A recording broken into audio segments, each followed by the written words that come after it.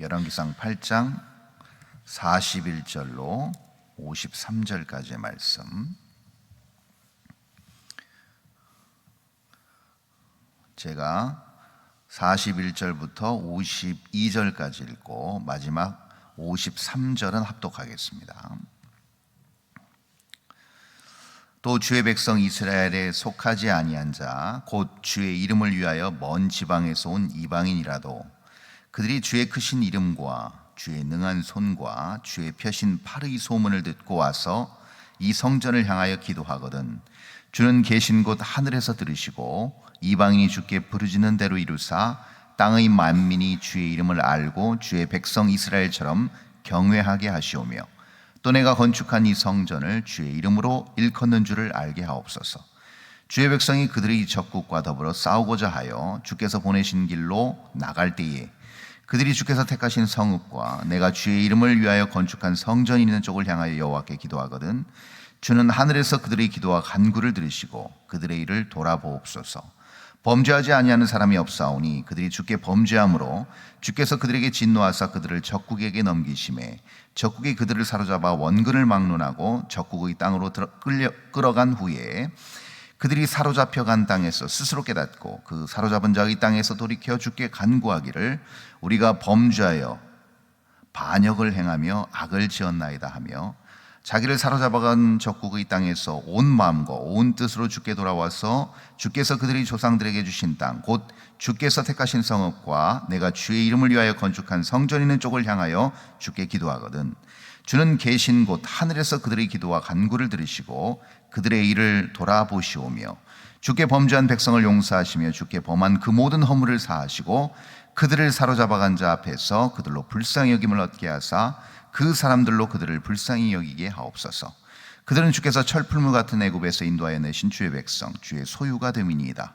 원하건대 주는 눈을 들어 종의 간구함과 주의 백성 이스라엘의 간구함을 보시고 주께 부르짖는 대로 들으시옵소서. 53절 다 함께 합니다. 주 여호와여 주께서 우리 조상을 애굽에서 인도하여 내실 때에 주의 종 모세를 통하여 말씀하심 같이 주께서 세상 만민 가운데서 그들을 구별하여 주의 기업으로 삼으셨나이다. 아멘. 예루살렘 성전이 봉헌되고 그 성전을 주도적으로 건축하고 완공했던 이스라엘의 솔로몬 왕의 기도를 우리는 오늘 살펴보고 있습니다. 22절부터 장화 기도문이 지금 8장 후반부에 기록되어 있는데요. 앞부분은 이제 여러 왕실을 비롯한 또 기근과 재앙과 또 왕의 백성들을 위해 또 맹세를 위해 이런 여러 기도의 제목들이 그대로 이 솔로몬의 기도문에 녹아져 있습니다. 그러면 이 솔로몬의 이 기도에서 이 마지막 부분에 해당하는 오늘 41절부터 51절까지의 말씀을 통해서 우리는 무엇을 알 수가 있느냐? 바로 이 성전을 하나님께서 건축하게 하시고 선왕인 다윗 때부터 이것을 준비하게 하셔서 솔로몬 때에 이것을 이루신 분명한 솔로몬이 깨달은 이유가 있다라는 것이고 이 성전을 기반으로 해서 하나님의 원단 계획과 섭리가 어떻게 이 땅에서 펼쳐져 나갈 것인지를 솔로몬은 예언적으로 기도를 통해서 선포하고 있다는 것을 우리는 알 수가 있는데요. 특별히 세 부분으로 오늘 이 짧은 본문을 통해서 우리가 깊이 하나님께서 성전을 통해서 이루고자 하시는 깊은 하나님의 뜻과 계획은 무엇인가를 좀 살펴볼 필요가 있을 것 같습니다. 먼저 첫 번째 부분이 있습니다. 그것이 바로 43절에 나타나 있습니다. 이렇게 나타나 있죠. 43절에 주는 계신 곳 하늘에서 들으시고 이방인이 주께 부르짖는 대로 이루사 땅의 만민이 주의 이름을 알고 주의 백성 이스라엘처럼 경외하게 하시오며 또 내가 건축한 이 성전을 주의 이름으로 일컫는 줄을 알게 하옵소서. 이렇게 솔로몬은 기도합니다. 그런데 중요한 사실이 하나 있습니다. 그 당시 이스라엘 문화와 또 이스라엘의 어떤 그 정체성이 무엇이었냐면 하나님께 선택받지 못한 선민이 아닌 이방인들은 구원에 이를 수 없다는 생각이 팽배했습니다. 자기들만이 하나님의 선민이고 하나님의 사랑을 받고 하나님의 보호하심 가운데 있는 백성이라는 생각이 지배적이었습니다. 그럼에도 불구하고 솔로몬이 이 기도를 하는 이유는 무엇인가? 바로 이것이 솔로몬 자신의 생각이 아닌 성령의 감화 감동으로 이 기도가 나왔다는 것을 우리가 알 수가 있습니다. 그것은 무엇이냐면 바로 하나님께서 선택한 백성이 아닌 이스라엘에 속하지 않은 이방인들도 이 성전에 와서 또는 성전을 향하여 하나님의 이름으로 기도하면 하나님께서 들어주십시오라는 기도문입니다.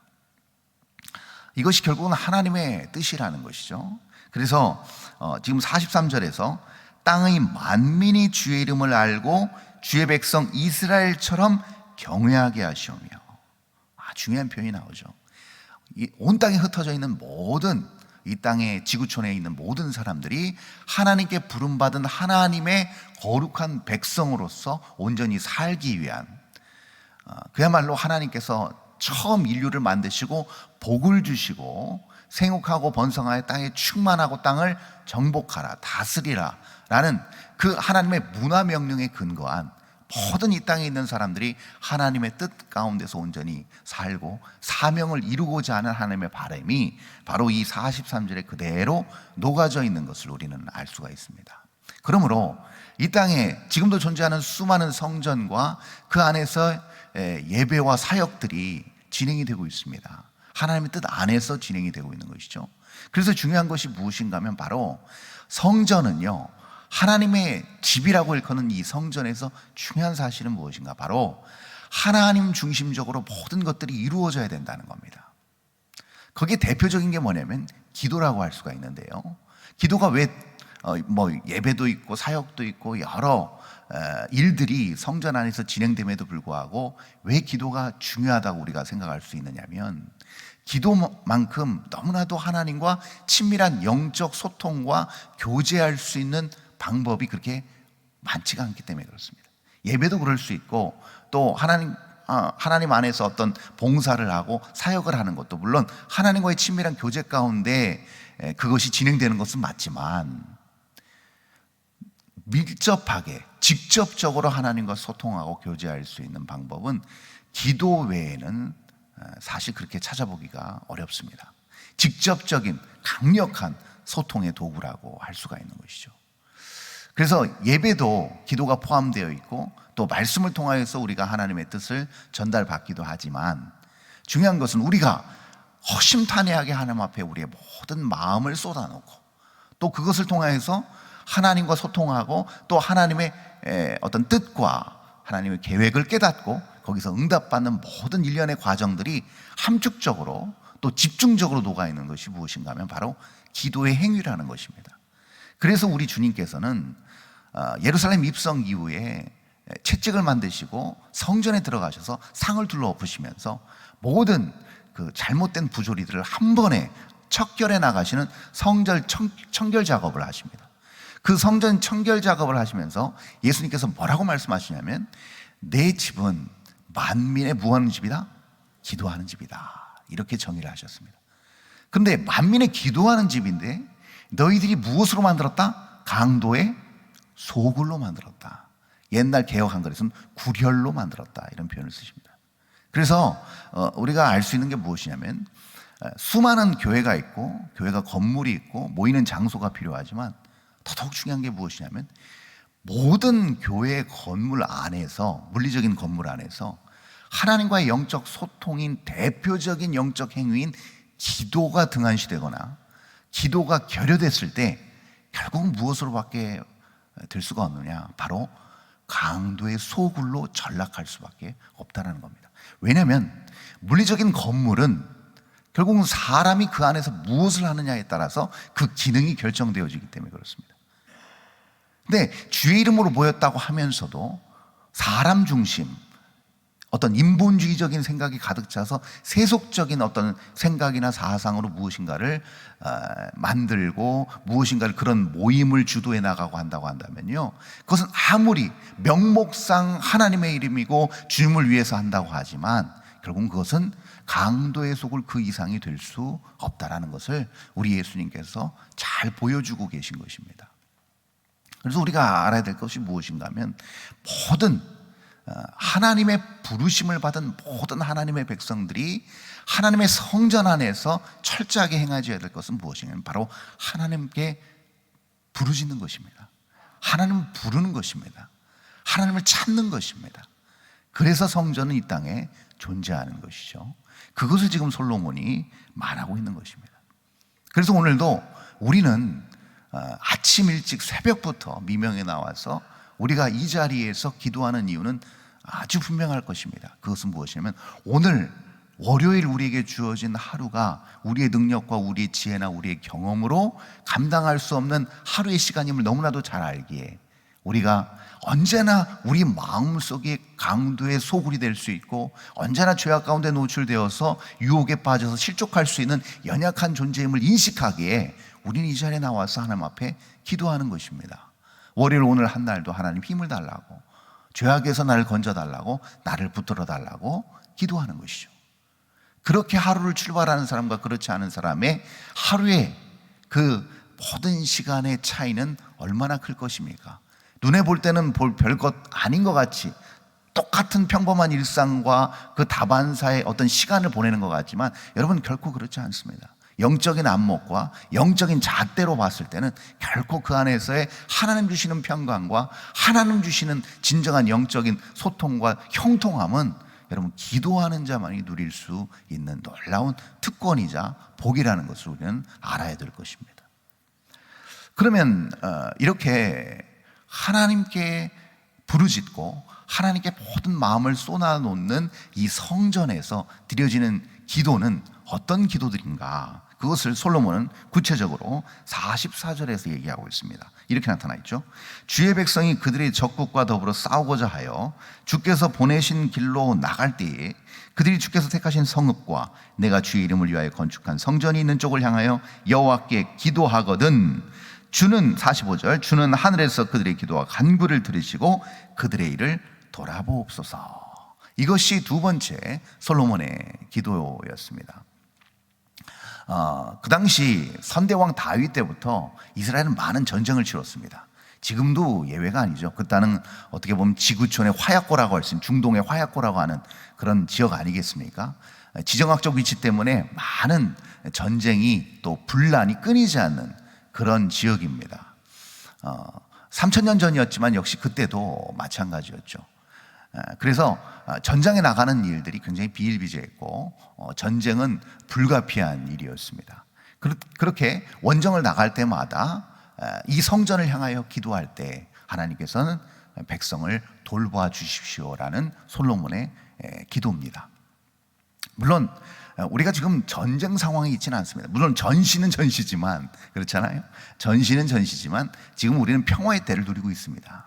그럼 이것을 우리는 어떻게 해석해야 되는가? 여러분, 물리적 전쟁 못지않게 치열한 전쟁이 있습니다. 그것이 뭐냐면 우리가 오늘도 세상 가운데서 주님을 대적하고 죄악이 관영한 이 세상 가운데서 우리가 살아가야 되는 그 모든 시간과 환경은 전쟁터입니다. 맞죠? 우리의 마음부터 이미 전쟁터입니다. 결코 우리를 호락호락 놔주지 않습니다. 언제나 우리를 호시탐탐 노리고 있는 악한 세력들이, 하나님을 대적하는 마음들이 언제나 우리의 마음을 전쟁터로, 쑥밭으로 만들어 놓고 있습니다. 역시 마찬가지로 우리가 속한 직장이나 가정이나 모든 영역이 다 하나님께 우호적이지 않습니다. 하나님의 말씀에 순종적이지 않습니다. 그러나 우리는 다릅니다. 하나님의 말씀에 순종하려 우리의 유욕을 누르고 언제나 하나님 앞에 엎드리며 나아가는 사람들이고, 겸손하게 하나님의 뜻에 순종하려고 우리는 부단히 노력하는 사람들입니다. 그렇기 때문에 대립, 분쟁, 어떤 분열, 이것은 불가피합니다. 언제나 우리는 대립할 수밖에 없다는 것이죠. 노출되어 있다는 것입니다. 이럴 때 우리는 무엇을 기도해야 되는가? 바로 45절의 말씀처럼 그들의 일을 돌아보옵소서. 우리를 돌아보신다는 기도는 어떤 기도일까요? 바로 보호하심 아니겠습니까? 불꽃 같은 눈동자로 오늘도 하나님 나를 지켜봐 주십시오. 나를 주님의 능력의 날개에 장중 아래 나를 보호해 주십시오. 내가 무슨 어떤 일이 내가 계획한 것이 일사천리로 잘 진행되는 것, 내가 누구보다도 뛰어나고 우월한 자리에 올라가는 건 아니요. 그것과는 비교할 수 없는 무엇입니까? 죄악의 굴레에서 오늘도 벗어나게 하시고 해방되게 하시고 자유하게 하시고 죄의 유혹에서도 너끈히 그것을 이겨낼 수 있는 능력과 지혜로 성령 하나님 나를 붙들어달라는 기도 아니겠습니까? 여러분, 그래서 그것만큼 강력한 것은 없습니다. 우리가 죄악을 이길 수 있다는 것, 죄악의 유혹 앞에서도 우리가 의연하게 하나님의 뜻을 붙잡을 수 있다는 것만큼 강력한 능력은 이 세상에 없는 것입니다. 만약에 우리가 그것을 오늘 우리에게 주어진 월요일 24시간 안에 그 모든 것들을 우리가 능히 견뎌내고 이겨낼 수만 있다면요, 그것은 하나님 앞에 영광이 될 뿐만 아니라 우리의 삶을 영적으로 아름답고 윤택하게 하는 지름길인 것입니다. 우리가 그것을 반드시 깨달아 알아야 된다는 것이죠. 여기 보니까 그 싸움이 뭐라고 얘기합니까? 44절에 보니까 주께서 보내신 길로 나갈 때입니다. 그러니까 이 싸움은요, 내가 원해서 하는 싸움이 아니고 내 욕심의 싸움이 아닙니다. 하나님께서 나를 부르셔서 사명자의 길로 보내신 그 길이라는 겁니다. 그것이 좁은 길, 협착한, 그리고 가시밭길이라 할지라도 우리가 주님과 손붙잡고 그 길을 걸을 수만 있다면 그 길은 복된 길이고 평탄한 길이고 은혜로운 길로 뒤바뀌게 될 줄 믿습니다. 그러한 놀라운 삶이 우리 가운데 이 놀라운 기도에 힘입어 나타나게 되는 역사가 있기를 바랍니다. 마지막 이제 포로가 되었을 때입니다. 포로가 되었을 때의 기도인데요, 그것이 바로 50절에 나타나 있습니다. 우리 한번 50절 한번 보겠습니다. 주께 범죄한 백성을 용서하시며 주께 범한 그 모든 허물을 사하시고 그들을 사로잡아간 자 앞에서 그들로 불쌍히 여김을 얻게 하사 그 사람들로 그들을 불쌍히 여기게 하옵소서. 여기 보니까 46절에 보니까 범죄하지 아니하는 사람이 없사오니 그들이 주께 범죄함으로 주께서 그들에게 진노하사 그들을 적국에게 넘기심에 적국이 그들을 사로잡아 원근을 막론하고 적국의 땅으로 끌려간 후에, 우리가 잘 알고 있습니다. 주전 586년에 남유다 왕국이 멸망하면서 모든 이스라엘 백성들은 바벨론으로 끌려가게 되죠. 그로부터 70년 동안 바벨론 유수의 시작이 그때부터 시작이 돼서 포로 기간을 지내게 되지 않습니까?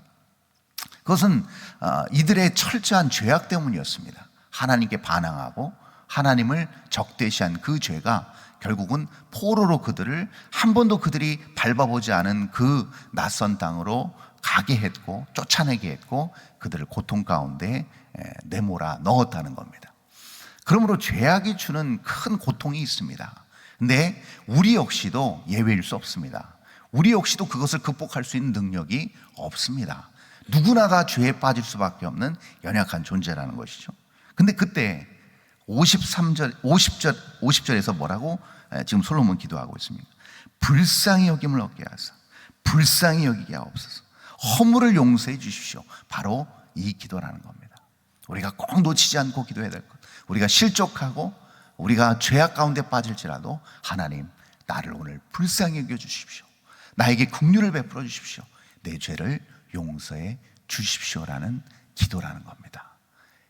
그럴 때 하나님께서는 우리를 진정으로 그 모든 죄를 사하시고 우리를 죄악 가운데서 보호하시고 붙들어 주시는 놀라운 은총의 역사가 오늘 우리에게 주어진 한 날 분명히 가득 채워질 줄 믿습니다. 이 솔로몬의 기도가 우리의 기도가 되고 오늘 우리에게 주어진 한 날이 그렇게 하나님 뜻 안에서 복되고 은혜롭고 죄로부터 자유하고 능력 있게 하나님의 뜻을 한 발 한 발 디디며 나아감으로 하나님의 나라와 영광을 드러내는 아름다운 삶을 저와 여러분이 살아낼 수 있기를 바랍니다. 기도하겠습니다.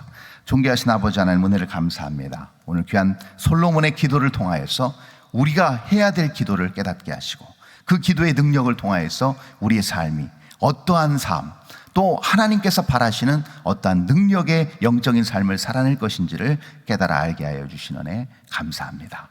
저희가 한순간도 죄악 가운데서 자유로울 수 없고 매 순간마다 빠질 수밖에 없는 유혹의 함정들이 너무나도 많은 이 혼탁한 세상 가운데서 하나님, 분명한 진리를 깨달아 알게 하시고 주님의 선명한 능력의 팔을 발견하게 하시고 분별하게 하시고 그것을 붙잡고 하나님 주님의 능력의 장중 아래 거하게 하시고 한 걸음 한 걸음 주님의 뜻을 붙잡고 나아갈 때 하나님 우리의 모든 삶의 족적들이 아름다운 하나님의 영광으로 수놓아지게 하시고 그것을 통하여서 하나님께서 우리의 삶에 진정한 복과 은혜를 가득 넘치게 부어주실 줄 믿습니다. 하나님이 놀라운 은혜를 오늘도 경험하는 우리 모두가 되게 하여 주시옵소서. 감사드리며 거룩하신 예수 그리스도 이름으로 기도합니다. 아멘.